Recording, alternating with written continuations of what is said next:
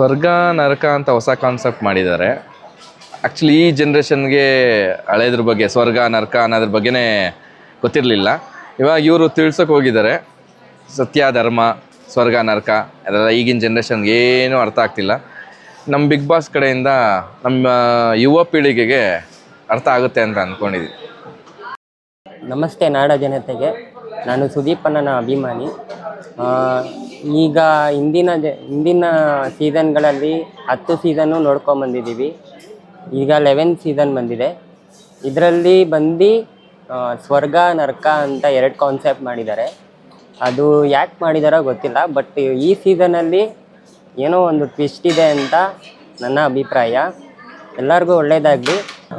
Season 11ಅಲ್ಲಿ ಸ್ವಲ್ಪ twist ಇದೆ ಅಂತ ಅನ್ನಿಸ್ತಾ ಇದೆ, ಬಟ್ ಎಲ್ಲ ಮೆಂಬರು ಸ್ಟ್ರಾಂಗಾಗೇ ಇದ್ದಾರೆ. ಬಟ್ ಯಾರು ಗೆಲ್ತಾರೆ ಯಾರು ಸೋಲ್ತಾರೆ ಅಂತ ಹೇಳೋಕ್ಕೆ ಆಗಲ್ಲ. ಜೈ ಸುದೀಪಣ್ಣ.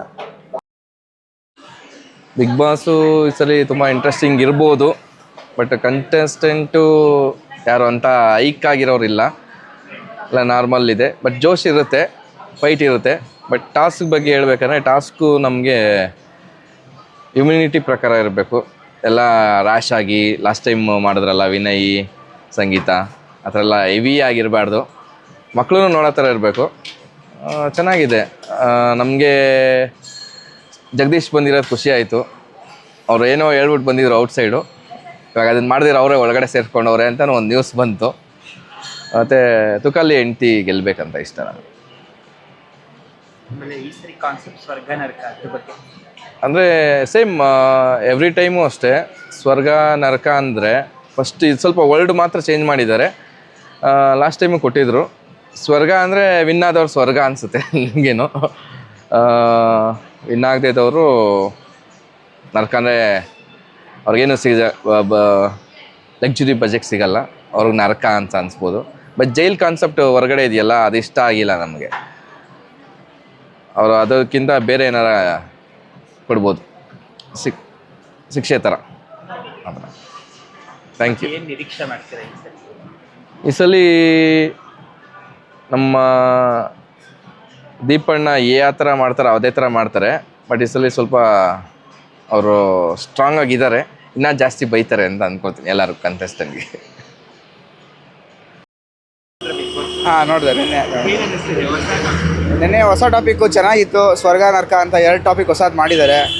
ಸೊ ಸ್ವಲ್ಪ ಈ ಸರಿ ಎಕ್ಸೈಟಿಂಗ್ ಆಗಿರುತ್ತೆ ಅಂತ ಅನಿಸುತ್ತೆ. ನನಗೆ ಗೋಲ್ಡ್ ಸುರೇಶ್ ಅವ್ರು ಇಷ್ಟ ಅನಿಸುತ್ತೆ.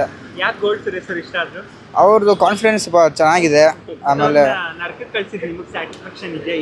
ಅಂದರೆ ಅದು ನಮ್ಮ ಕೈಲಿಲ್ಲ, ನನಗೆ ಸ್ಯಾಟಿಸ್ಫ್ಯಾಕ್ಷನ್ ಅಂತ ಏನಿಲ್ಲ. ಆದರೆ ಅವರು ಹೋಗಿದ್ದು ನಾವೇನು ಮಾಡೋಕ್ಕಾಗಲ್ಲ. ಸೊ ಅವ್ರು ಹೋಗಿದ್ದಾರೆ, ಅವ್ರು ಅವ್ರು ಆಡಲಿ, ಗೆಲ್ಲಿ ಅಂತ ಆಸೆ ಬರ್ತೀವಿ. ಬೇರೆ ಭವ್ಯಗೌಡ ಅವ್ರು ಇಷ್ಟ ಆದರು, ಆಮೇಲೆ ಯಮುನ್ ಅವ್ರು ಇಷ್ಟ ಆದರು. ಸೊ ಇವ್ರು 3 ಜನದಲ್ಲಿ ಯಾರು ಗೆದ್ದರೂ ಖುಷಿನೇ. ಅದೇ ಗೊತ್ತಾಯಿತು, ಹೊಸ ಅಧ್ಯಾಯ. ನಿರೀಕ್ಷೆಗಳು ತುಂಬ ಇದೆ ಬಿಗ್ ಬಾಸಲ್ಲಿ. ಯಾವ ಸೀಸನ್ ಬಂದ್ರೂ ಒಂದು ಒಳ್ಳೊಳ್ಳೆ ತಿರುಗಳಿರುತ್ತೆ. ಈ ಸಲ ಹೊಸ ಅಧ್ಯಾಯ ಅಂತ ಬೇರೆ ಇದೆ. ಇನ್ನು ಅದು ಏನು ಟರ್ನ್ ಮಾಡುತ್ತಾ ಗೊತ್ತಿಲ್ಲ. ತುಂಬ ಎಕ್ಸೈಟಿಂಗ್ ಆಗಂತೂ ಇರುತ್ತೆ 100%.